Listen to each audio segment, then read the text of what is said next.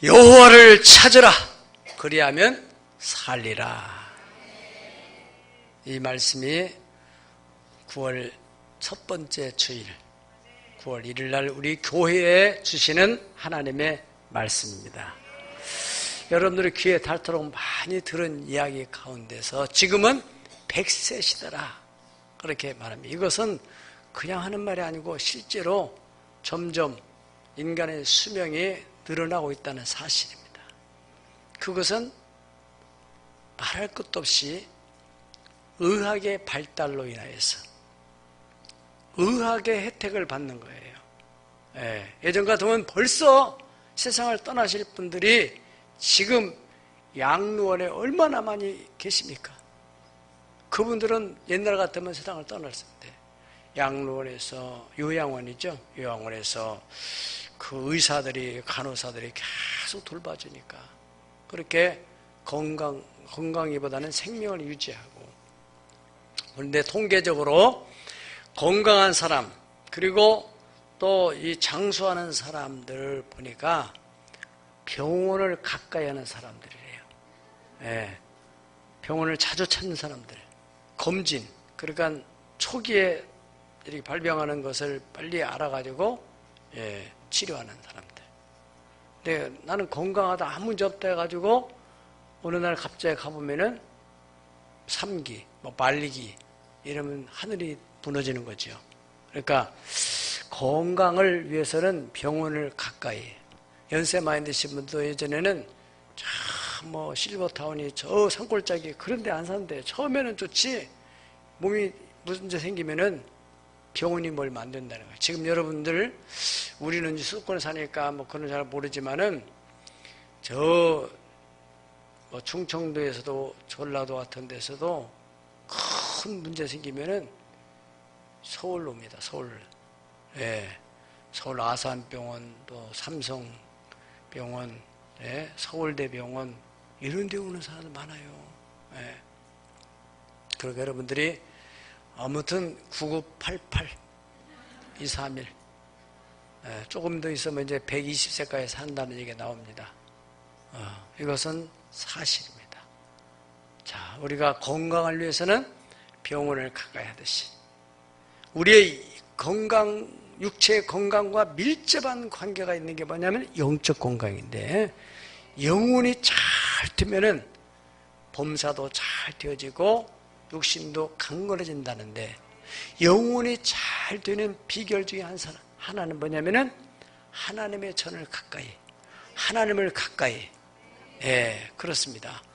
예수 믿고 참 건강관리 잘 되고 이렇게 늘 평안하고 기쁘고 모든 일이 잘 되는 사람들을 보면 대체로 하나님을 가까이 하는 사람들이, 성경에는 야고보 4장 8절 하나님을 가까이 해라 그리하면 너희를 가까이 하시리라 그랬습니다. 또 우리가 이 세상을 살아가는 동안에 여러 가지 생각지 않은 문제들이 생긴단 말이죠. 건강 문제, 자녀 문제, 가정, 경제적인 문제. 요즘 아이들이 예전보다도 얼마나 많은 스트레스를 받기 때문에 그래서 그러한 심리적인 문제들이 생기는 거예요. 지금 간증한 것처럼 기분 나쁘면 그냥 시험지도 백지를 내버리고 나와버리는 거예요. 얼마나 황당하고 부모 입장에서는 기가 막힌 일이에요. 그 나름대로 심리상에 나는 너무너무 힘들다는 거예요. 이런 데 신경 쓰고 싶지 않다. 그런 문제들을 우리가 어떻게 해결하냐 말이지. 이거는 물론 우리가 여러 가지 과학적인 혜택도 또 도움도 받아야 되지만은 근본적인 건 모든 문제를 다 해결할 수 있는 마스터 키를 가지고 계신 분이 하나님이시라는 것을 믿으면 아멘 하십시다. 남편 문제, 아내 문제, 건강의 문제, 재정적인 문제, 인간관계 문제, 여러 가지 그 문제를 접하게 될 때 이것은 성경적인 관점에서 보면은 하나님을 만날 기회라는 거예요. 이사야서 55장 6절로 7절 다 같이 보시죠. 시작. 너희는 여호와를 만날 만할 때 찾으라. 가까이 계실 때 그를 부르라. 악인은 그의 길을, 불의한 자는 그의 생각을 버리고 여호와께로 돌아오라. 그리하면 그가 긍휼히 여기시리라. 우리 하나님께로 돌아오라. 그가 너그럽게 용서하시리라. 아멘. 그러니까 인생길에 여러 가지 문제가 생겼다 하는 것은 바로 그때가 하나님을 가까이 할 때라는 거예요. 가까이 할 때, 하나님 만날 때, 하나님이 우리 곁에 가까이 계실 때, 어떤 면에서는 하나님께서 가까이 하고 싶어서, 만나고 싶어서 그러한 문제를 만들어 주실 수도 있다는 것이죠.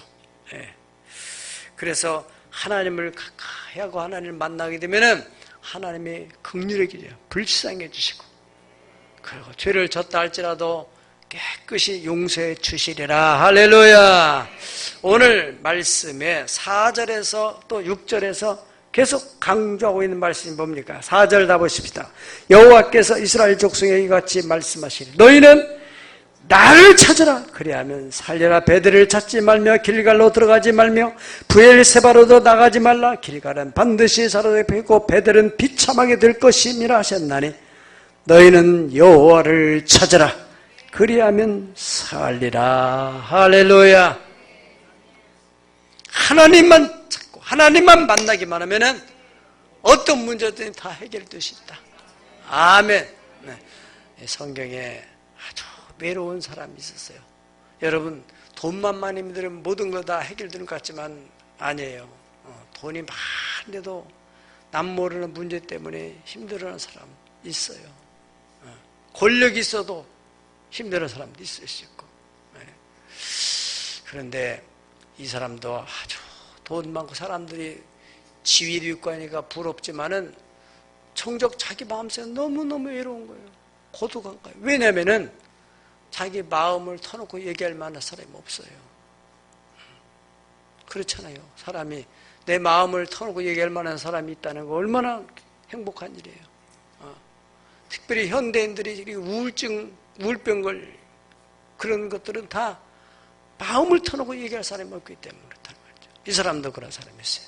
그런데 어느 날 예수님께서 그 동네로 지나가신다는 말 듣고 이 사람이 예수님을 만나면 이 우울한 문제, 내 마음에 지금 이 고통스러운 외로움이 다 해결되겠다 싶어서 만나러 나갔는데 사람들이 얼마나 많은지 인산인해를 이루고 있는 거예요. 그래도 나는 어떤 일에서도 만나야지. 그래서 창피를 무릅쓰고 뽕나무 위로 올라간 거예요. 그 올라가니까 예수님께서 어떤 사람이 저 위에 올라가 있으니까 예수님 눈에 확 들었잖아요. 사람들 군중을 다 해치고 그 뽕나무 가까이 와서 쳐다보면서 겨우야 내려오라. 세상에 저분이 내 이름을 알고 있었네. 그렇죠. 내 이름 아시죠. 내 모든 생각도 아바라 부를 때 시죠. 아멘. 하나님이 여러분 이름을 다 아시는 거예요. 네. 우리가 지금 생각 안고 일어서는 것도 다 아시고. 할렐루야. 지금 여기에 와 있는 거 오죽이 잘 알아요. 하나님께서 그래 오늘 잘 왔다.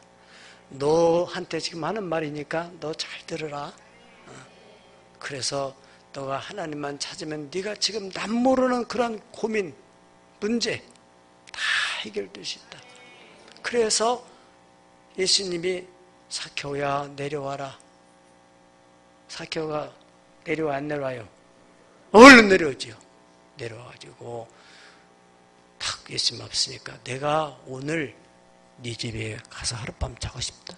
세상에 대통령이 여러분 집에 한번 산다면 어떻게 되겠어요? 놀라운 일이 벌어지죠.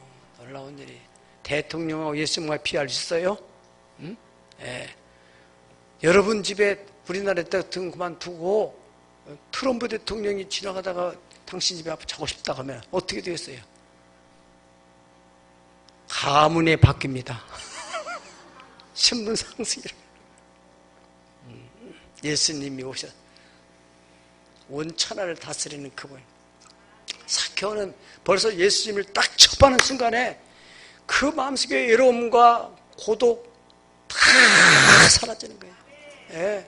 사람들이 나를 어떻게 했든 그런 것이 전혀 의식이 안 되고 싹 사라지는 순간에 마음속에 평화가 밀려오고, 돈으로 인하여서 마음을 뿌듯하게 생각했던 이 돈이 그렇게 큰 마음에 위로를 주지 못했는데 예수를 모시는 순간에 그런 것이 문제가 안 되는 거예요. 그러니까 예수님께, 예수님, 제가 가지고 있는 재산의 절반을 딱 잘라가지고 가난한 자 다 주겠습니다. 보통 일이 아니잖아요. 더 나은 가치를 발견했다는 거예요. 이 돈보다 더 귀한 가치. 그리고 제가 세리장을 하면서 남을 억울하게 하고 했던 것들 다 제가 4배로 갚겠습니다. 예수님 기분이 안 좋아요. 그걸 예수님이 굳이 뭐 그 얘기한 것도 아닌데 얘기해서 하면 서로 불편한데 알아서 다 해주니까 예수님도 너무너무 기분이 좋아서, 그래, 이 또한 아브라함의 자손이다. 그래, 아브라함의 그 믿음이 들어가니까 네가 자발적이고 능동적으로 네가 그렇게 하는구나. 할렐루야. 네, 그런 그때부터 삭개오의 마음 어떻겠어요? 돈 다 이렇게 나누고 그랬어도 예전보다도 재산이 반에서 반으로 줄어들었지만은 그 마음의 부유함은 그것과는 비교할 수 없는 그런 부유함이 행복으로 남게 됐다는 것이죠. 네, 예수님을 만나면 인생의 참다운 가치, 하늘나라의 확실한 소망을 얻었다는 것입니다. 이제는 더 이상 외롭지 않습니다. 여러분, 현대인들 너무너무 고독하고 외로운 사람들이 많이 있어요. 군중숙의 고독이라는 말처럼 많은 사람 가운데 있지만은 외로워요. 왜? 마음을 주고 얘기할 만한 사람이 있습니까? 오늘 간증한 우리 오하림 관찰님 같은 분, 정말로 아이 키우는데 얼마나 힘들고 누구한테 그런 얘기 못하는데 셀 모임을 하고 그때 자기 얘기를 털어놓으니까 그들이 자기 문제처럼 그저 중보기도 하니까 그렇게 돈 100만 원이 날라들어오고, 남 얘기로 생각하지 말고 여러분들도 그런 일이 생기면 얼마나 감사하겠어요. 그러니까 하나님이 역사합니다. 삼겹줄은 끊어지지 않는다 하잖아요. 그래서 우리가 셀 모임, 믿음 안의 공동체의 모임이 중요하다는 것입니다. 네, 여러분, 성경에 예수님을 만나가지고 여러 가지 인생 문제가 해결됐다는 얘기가 사복음서에 차고도 넘칩니다. 네, 그런데 그 가운데서 어느 또 한 가정을 소개한다면은 이 가정은 아버지를 열이었어요. 왜 열이었는지는 성경에 기록이 안 되어 있지만은 어떤 3남매가 살아가는데 오빠 하나를 가장처럼 의지하고 살아가는데 그 오빠가 어떤 원인에서든지 병들어서 죽게 됐다는 거예요. 얼마나 낙심이 되겠어요. 이제는 자매 둘이 남아있는데, 그래서 사람을 보내가지고 예수님께 얘기한 거예요. 우리 오빠가 이렇게 병들었어요. 예수님이 오시고 나니 이미 죽었어요. 벌써 장사를 다 치렀어요. 예수님께서 무덤에 가보자 해서 걱정하지 말아라. 나는 부활이요 생명이니 나를 믿는 자는 죽어도 살겠다. 이것을 네가 믿느냐? 네가 믿으면은 하나님의 영광을 보리라. 아멘. 인간의 한계 상황, 죽음을 누가 이길 수 있으며 죽음 문제를 누가 해결할 수 있겠습니까? 하나님은 해결할 수 있다는 것입니다. 그런 믿음을 네가 가지고 있다면은 하나님의 영광을 본다. 그래서 예수님께서 나사로 살려줬어요? 안 살려줬어요? 이미 몸이 다 썩어가지고 냄새가 나는 상태가 됐음에도 불구하고 예수님께서 나사로야 나오라 하는 그 명령, 창조주의 명령 앞에 죽은 나사로는 걸어서 나왔다는 것입니다. 예수님을 찾았기 때문에 그 죽음 문제도 해결되고 그 가정에 다시 회복되고 웃음꽃이 피게 되고 슬픔은 사라지게 되고, 여러분 가정 속에도 어떤 연유인지 알 수 없지만은 슬픔 가운데, 걱정 가운데, 염려 가운데 있다면은 예수님 찾고 만나시고 그분이 좌정하신다면은 슬픔은 사라지게 될 줄 믿습니다. 슬픔과 탄식이 달아나게 되는, 어떠한 사정이든 어떠한 형편이든 어떠한 문제든 간에 예수님만 만나면 다 해결된다는 사실을 믿으면 아멘 하십시다. 우리가 당면한 문제에 대해서 하나님께서는 하나님을 찾아라, 여호와를 찾아라, 그리하면 살리라. 아멘. 4절에서 6절 상반절에 보면요, 하나님을 찾으면은 다 해결된다는 얘기를 지금 하고 있습니다. 베델을 찾아가지 말고, 길갈로 가지 말고, 브엘세바로 가지 말고, 당시에 그런 그 장소들은 상당히 거기에 가면 도움을 할 수 있다는 생각들이 있는, 좀 더 깊이 얘기한다면은, 이 여로보암 왕이 이스라엘 백성들로 하여금 남쪽 예루살렘으로 가지 못하도록 하기 위해서 짝퉁을 만들어 놓은 거예요, 짝퉁. 그래서 종교적인 유한을 받도록, 형식적으로 내가 그걸 했으니까 좀 낫겠다. 그거 다 헛된 것이라는 거예요. 하나님을 찾으라는 거예요. 성경의 한계 상황 가운데 있었던 많은 절박한 위기에 있는 사람들이 하나님을 찾음으로 그 위기에서 벗어난 예들이 얼마만이 있는데, 크게 4가지만 소개한다면은, 첫 번째로는 이스라엘 백성들이 바로왕의 절대 권력에 눌려가지고 430년 동안 노예 생활을 하게 됩니다. 앞으로도 얼마나 더 할지 알 수 없어요. 그런데 이들이 어느 날 마음에 결심을 하는 겁니다. 하나님, 우리 너무너무 힘들어 못 살겠어요. 아무리 일을 해도 돌아오는 게 없어요. 노동력을 착취당하는 거예요. 내일에 대한 소망이 없어요. 우리 가운데 그런 사람이 있을 수도 있습니다. 일을 해도 왜 이렇게 생기는 게 없고 힘이 드는지. 그래서 그들이 하나님 앞에 탄식하며 부르짖었어요. 그랬더니 하나님이 그들을 도와주심으로 그들이 그 바로왕의 그 절대적인 권력을, 누가 그걸 대적할 수 있겠어요? 하나님이 그걸 해결해서 출애굽을 시켜줬다는 것입니다. 출애굽기 2장 23절 25절 다 같이 보시겠습니다. 시작. 여러 해 후에 애굽 왕이 죽었고 이스라엘 자손은 고된 노동으로 말미암아 탄식하며 부르짖으니 그 고된 노동으로 말미암아 부르짖는 소리가 하나님께 상달된지라. 하나님이 그들의 고통 소리를 들으시고 하나님이 아브라함과 이삭과 야곱에게 세운 그의 언약을 기억하사 하나님이 이스라엘 자손을 돌보셨고 하나님이 그들을 기억하셨다. 아멘. 여기에 중요한 건 뭡니까? 탄식하며 부르짖었다고 그런 거예요. 여러분, 제가 분명하고 확실한 예언을 하나 한다면요, 저 북한 반드시 무너지게 돼 있습니다. 거기에 하나님 백성들이 있잖아요. 얼마나 하나님께 탄식하며 부르짖으며 기도하겠어요. 그러기 때문에 어떤 나라도, 미국도 정말 손을 볼까 말까 어떻게 해야 돼. 트럼프 대통령도 얼마나 골치 아파요. 해결 안 되는 거예요. 하나님이 손봐야 돼. 하나님. 하나님이 손볼 때, 정말 그런 일이 일어날 수 있구나.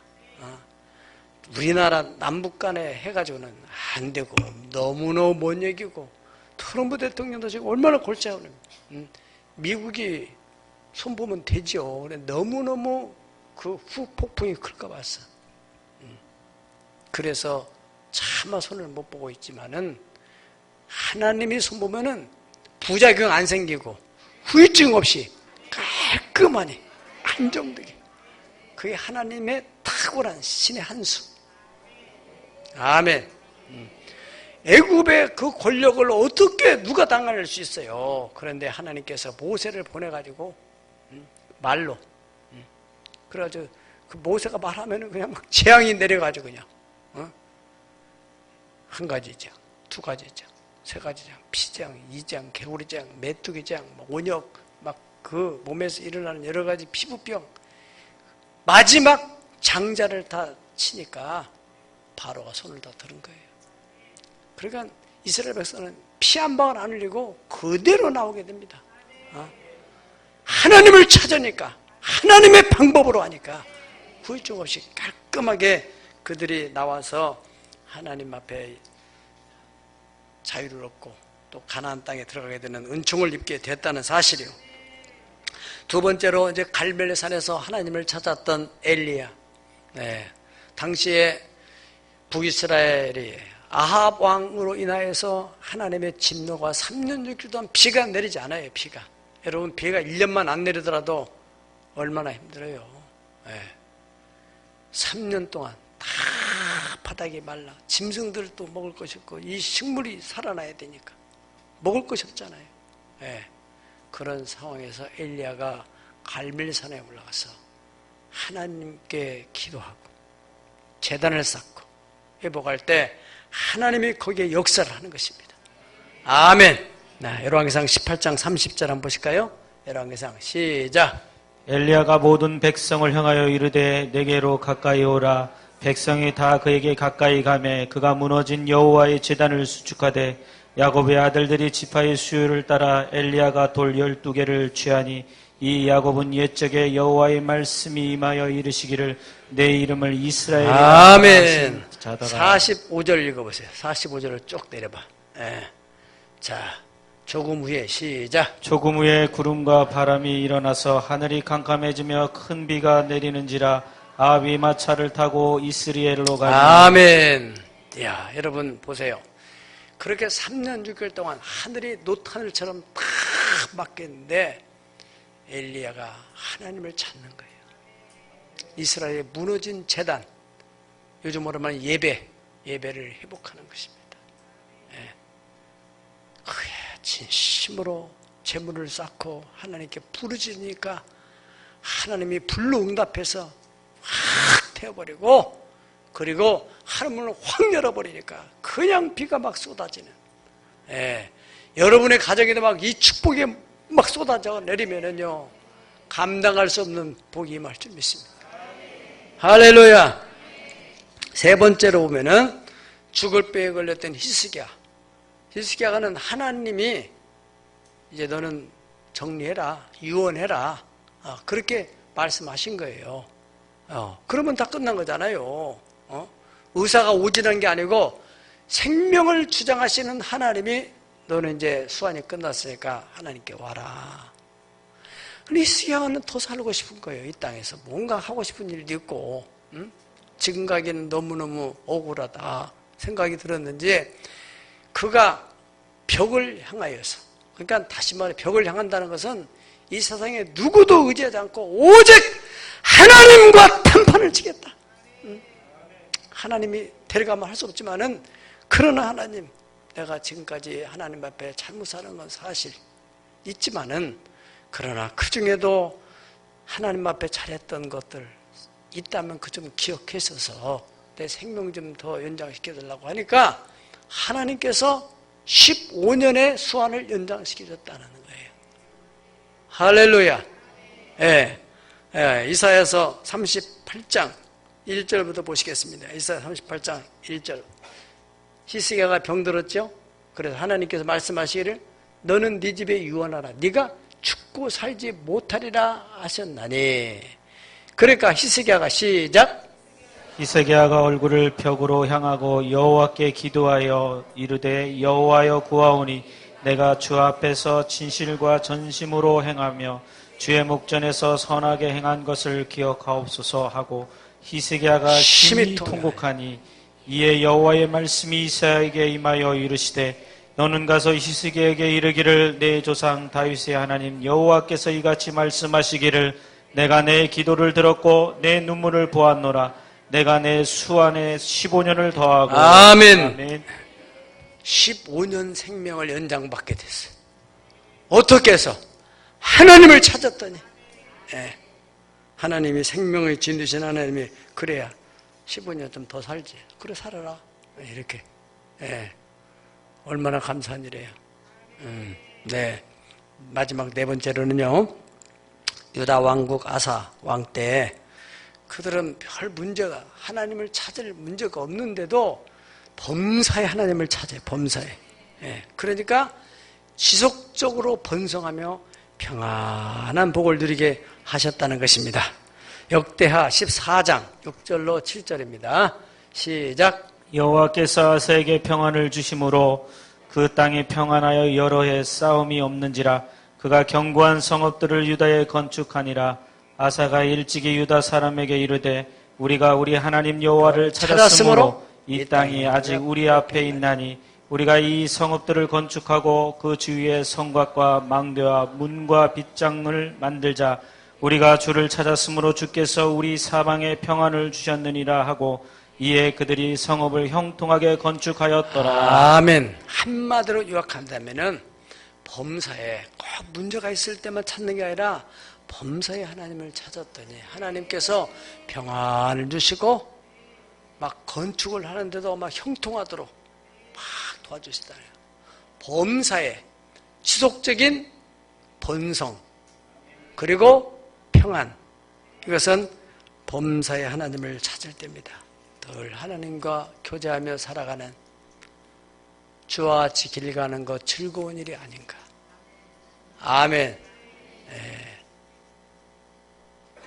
옛날 선지 에녹같이 주님과 늘 동행하는, 에녹은 몇 년 동안 300년을 함께 동행하다 보니까 하나님이 그냥 바로 데려갔어요. 세상 사는 동안에 나와 함께 하시고 세상 떠나가는 날 천국 가게 하소서. 날 사랑하신 날 사랑하신 날 사랑하신 성경에 써 있네. 아멘. 내가 연약할수록 나를 더 귀여 계시는 하나님이 나 같은 거 뭐 알아주실까? 천만에요. 다 우리 머리털까지 세심 받으시는 하나님이. 여러분들이 여기 온 게 우연한 일이 아니라니까요. 주님이 택하지 않으면은, 부르지 않으면은 하나님께는 올 수가 없다는 것입니다. 시편 65편에도 보면은 주께서 택하시고 가까이 오게 하사 주의 뜰에 거하게 하신 자는 복이 있나이다. 아멘. 그렇게 말씀했어요. 여러분, 아모스 선지자의 시대, 이 시대는 이스라엘, 곧 북이스라엘입니다. 북왕조 이스라엘에 부정과 부패가 만연했어요. 그 주변에 있는 나라들도 마찬가지예요. 예. 그래서 하나님께서 주변에 있는 나라들, 1장, 2장 주변에 있는 나라들이 나오는데 다메섹의 죄, 가사의 죄, 두로의 죄, 암몬의 죄, 모압의 죄, 그런 죄에 대해 다 심판하고 지금 이스라엘에 대해서 마지막 최후의 통첩의 메시지를 주는 거예요. 심판하지 않고 네가 나를 찾기만 하면 내가 다 용서해 주겠다. 그런 얘기입니다 지금. 그래서 아모스 선지자는 그 별명이 정의의 선지자, 호세 선지자는 사랑의 선지자. 예. 아모스 선지자는 이 뽕나무 또 양을 치는 목자였었는데 거기에서 하나님 어느 날 부르신 거예요. 그래서 그분이 혜성처럼 나타나가지고 이 아모스서의 핵심 메시지는 5장 24절 말씀입니다. 5장 24절 시작. 오직 정의를 물같이 공의를 마르지 않는 강같이 흐르게 할지어다. 아멘. 네, 정치인들도 이거 많이 써먹었죠. 네, 정말 여러분 이 공의를 또 정의를 물같이 공의가 마르지 않는 강물처럼 계속 흘러가도록 해라. 네. 우리 문재인 대통령이 취임사에서 그 메시지가 참 너무너무 내 가슴이 다가가지고 나도 그걸 외우고 있는데, 기회는 평등하고 과정은 공정하고 결과는 정의로운 사회를 만들겠다는 할렐루야. 얼마나 기대를 했는데 결과적으로 2년 반 지나고 보니까 이게 그분이야 모르지만은 가까이 아주 측근이었던 사람이 법무부 장관 후보한다고 해서 막 이제 여론에서 막 다 떠들어 보니까 세상에 비리 세트가 돼가지고 가족들이 다 연루돼가지고 세상에 기회도 평등하지 않고 과정도 공정하지 않고 결과도 너무너무 실망스러워. 그러니까 정의감이 있는 대학생들이 지금 불이 붙은 거 아니에요. 응? 세상에 이게 뭐냐 이게. 응? 우리는 정말로 좋은 나라를 만들고 그 전 정부가 이게 나라냐. 그렇지 이건 나라가 아니다. 그래서 이런 나라를 세워보자 했는데 이건 또 뭐냐 이건. 여러분 그러면 이런 세상 속에 우리는 어떻게 해야 되겠어요? 다음 정부가 들어서도 역시 사람, 죄성을 가지고 있는 인간 본성 속에 자기가 권력을 가지고 기득권을 가지고 있는데 됐으면 자기 자녀, 자기 형편 또 정보가 있으면은 저다 투자하면은 돌아가는데 사모펀드니 무슨 펀드니 거기도 관급공사. 여러분들이 사업가들은 다 아시지만은 정부 공사를 하는 것은 아주 누워서 떡 먹기. 누워서 떡 먹는 건 사실은 어려워. 물 먹는데. 돈이 막 그냥 나오는데. 다른 데서는 이게 일하고 돈이 안 나오고 수표로 주고 어음으로 주고 이게 힘든데. 관급 공사를 하는 그런 회사에 다 정보가 있으니까 하지 그게 그렇지 않겠어요. 그런데 그런 유혹을 이거 다 돈이 보이는데 이게 안 볼 수가 없잖아요. 어떻게 황금을 돌같이 그건 최영장군이 하는 얘기지 쉽지 않다는 거예요. 인간의 죄성 때문에. 네? 우리도 쉽지는 않죠. 하나님을 경외하는 사람, 하나님의 심판을 두려워하는 사람 만이 그 유혹을 이길 수가 있다는 것입니다. 네, 인간의 죄성을 가지고 인간은 정의를 물같이. 그 말은 뭐냐면은 물이라는 것은 여러분 물이라는 것은 이 컵에 넣던 저 바가지에 넣던 항아리에 넣던 어디다 놔도 물은 항상 수평을 이루어요. 그래서 어디든지 수평을 잡을 때는 물 가지고 잡는 거예요. 물. 네.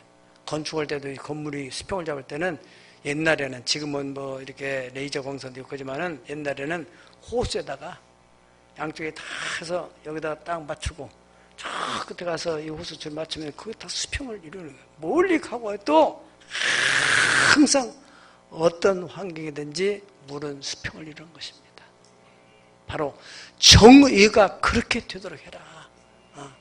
가정에서든 밖에서는 어디든지 정의는 물같이 공의는 이제 공동체에서 그런 정의가 흘러갈 수 있도록 계속적으로 그렇게 끊어지지 않도록 그 유지가 될 수 있도록 공의는 강물처럼 끊어지지 않는 강물처럼 계속 흘러가도록 해라. 그렇게 되면 어떻게 되겠어요? 그야말로 큰 태평성대 평화로운 나라. 잘 들으세요 여러분. 꼭 이러한 정의와 공의를 누가 실현해야 되겠어요? 누가? 힘을 가진 사람. 힘없는 사람은 아무리 얘기해도 할 수도 없고 힘을 가지고 있는 사람이 그걸 해야 돼요. 소위 말하면 여러분 갑질 얘기 있잖아요. 갑질. 돈의 힘을 가진 사람.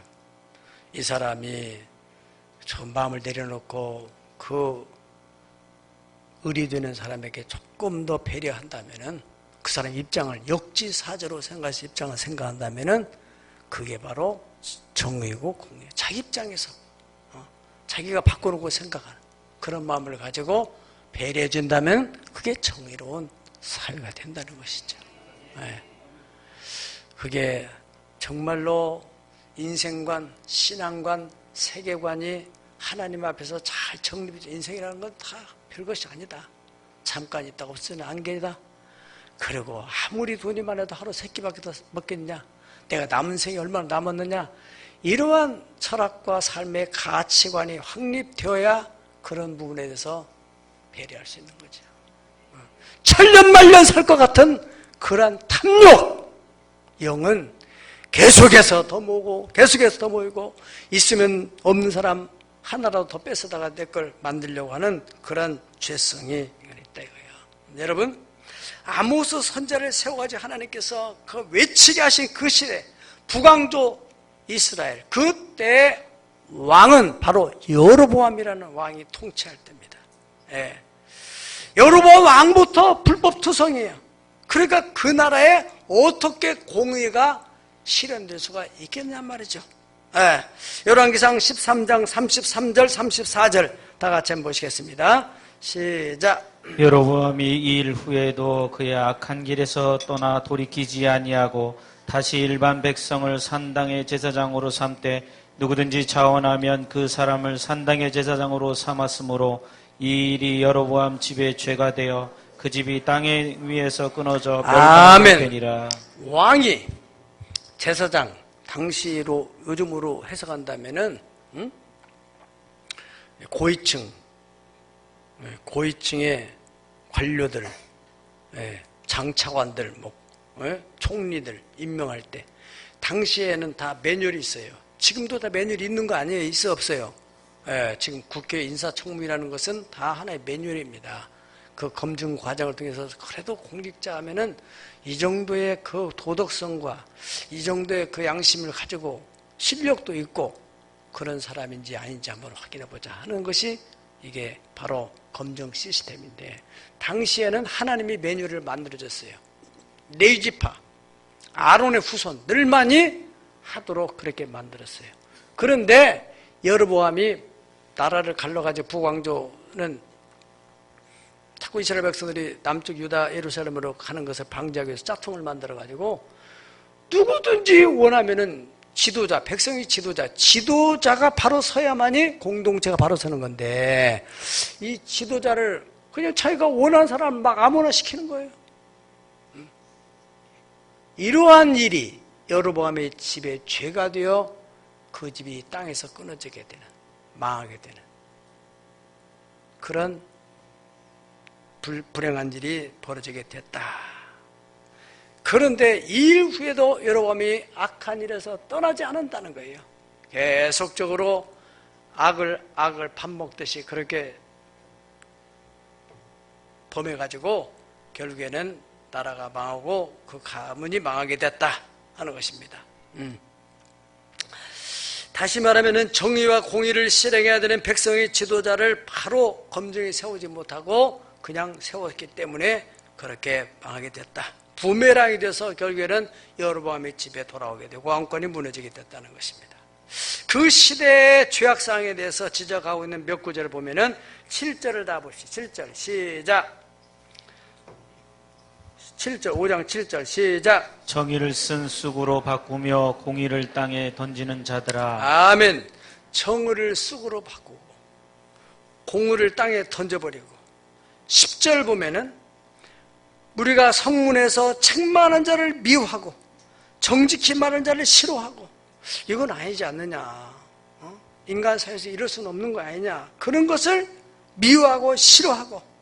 11절 보면은 힘없는 자를 발로 밟고 그에게서 미래에 부당한 세를 거두고, 비록 다듬은 돌로 네가 집을 건축하고 네가 그런 사람들이 이용해서 네가 불을 축적한다 할지라도 너가 거기 살지 못하고, 네가 그러한 어려운 사람들을 착취해가지고 네가 포도나무를 심고 포도를 가꾼다 할지라도 너는 포도주를 먹지 못하리라.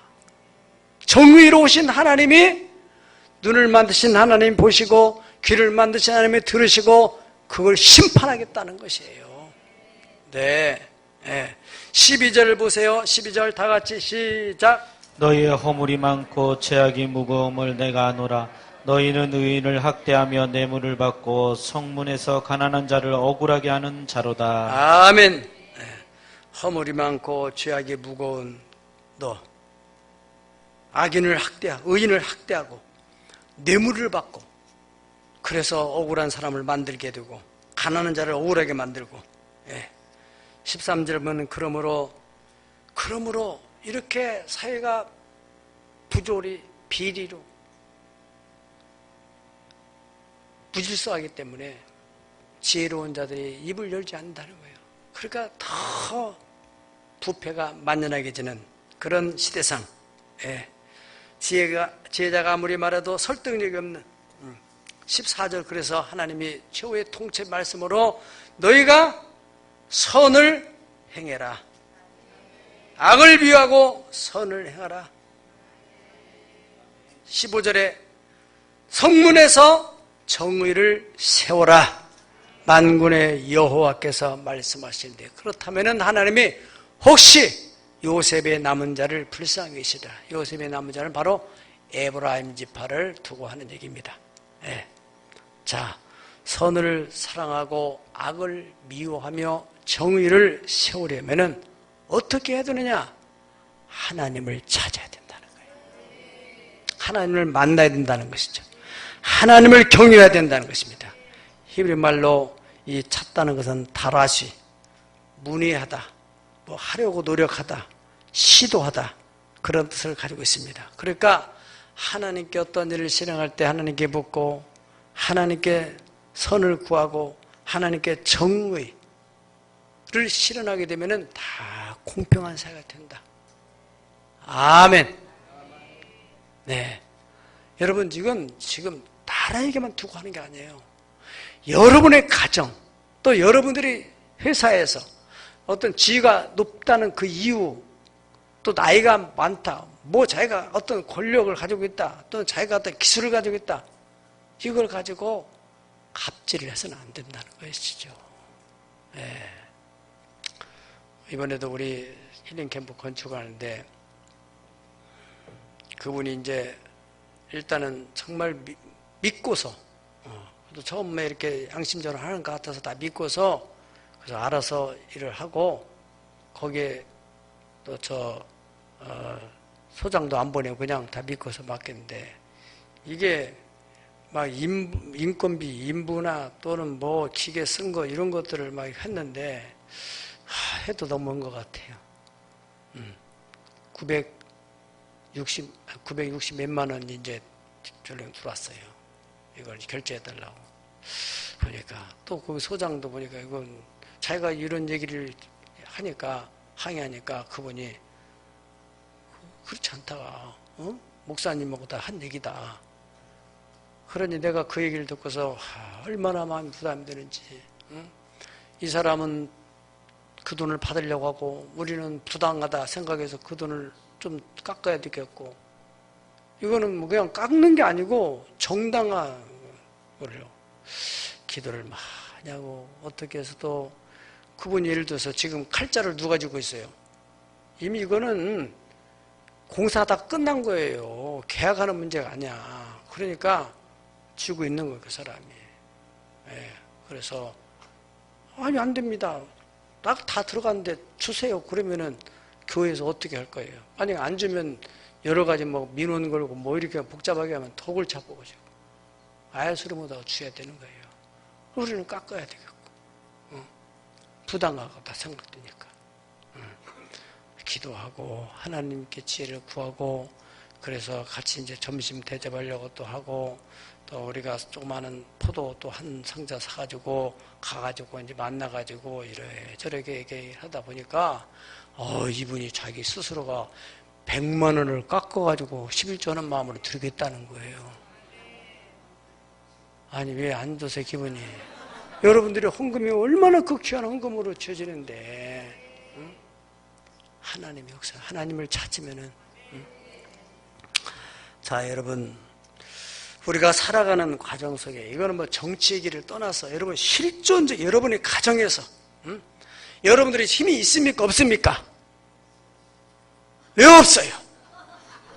집에서 우먼 파워, 자식한테, 또 어떤 집은 남편한테, 남편 막 윽박 지르고, 또 남편이 또 센 집도 있고, 그렇지만 아무튼 어떻든 간에 가정에서도 공평하지 못하고 가정에서 정의가 실현되지 않는 집들이 얼마나 많아요. 그러니까 불화가 일어나는 거예요. 억울하다 이거예요. 억울하다.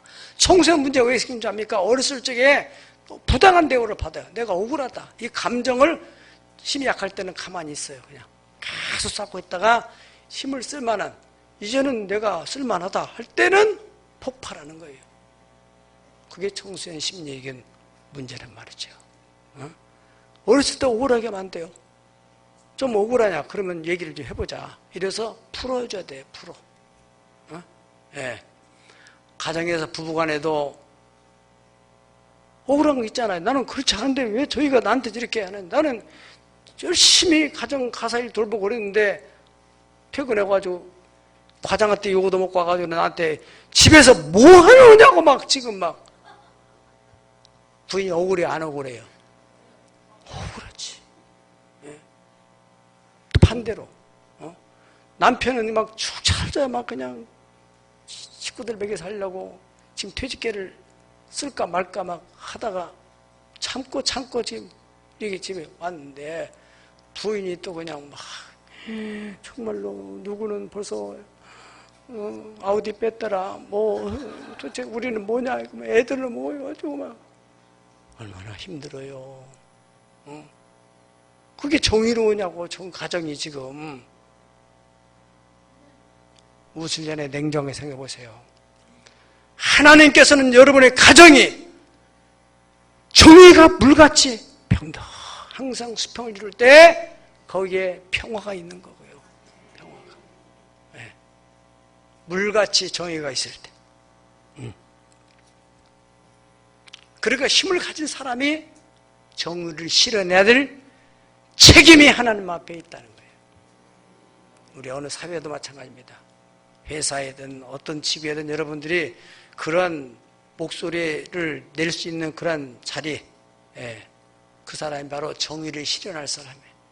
밑에 사람이 억울하지 않도록 책망할 때 책망하더라도 그것을 당연히 그래 내가 그렇구나 내가 잘못했다 이것을 시인할 수 있는 그런 서로 인격적인 대화를 통해서 풀어가야 된다 이거죠. 물질적인 문제도 마찬가지입니다. 물질적인 문제도. 그것도 내가 어떤 칼자를 쥐고 있다. 뭐 안 받으려면 말아라. 이렇게 막 나가서는 안 되는 것이에요. 그 사람이 억울해지게 되면은 문제가 생기는 거예요. 묻지마 살인 같은 것들, 청부 살인 같은 것들 다 배우의 감정이 쌓여가지고 생기는 거거든요. 자생적 공산주의 들어봤어요? 부가 너무나 팽창이 돼가지고 양극화가 심화되게 되면은 이 가난한 사람이 너무너무 마음에 속에 억울함이 생기게 되고 그럴 때 이것이 힘이 파워가 형성되면 뒤집어지는 거예요. 성경에서는 그래서 하나님께서 구약시대에 이게 50년 희년제도라는 것은 50년 지나면 얼마나 많은 이게 변화가 일어납니까?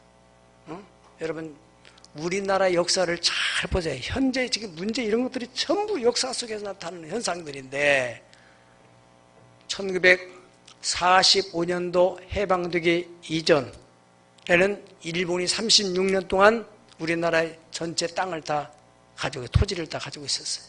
그 전에는 조선시대에는 몇몇 대지주들이 가지고 있었던 거예요. 일본 시대.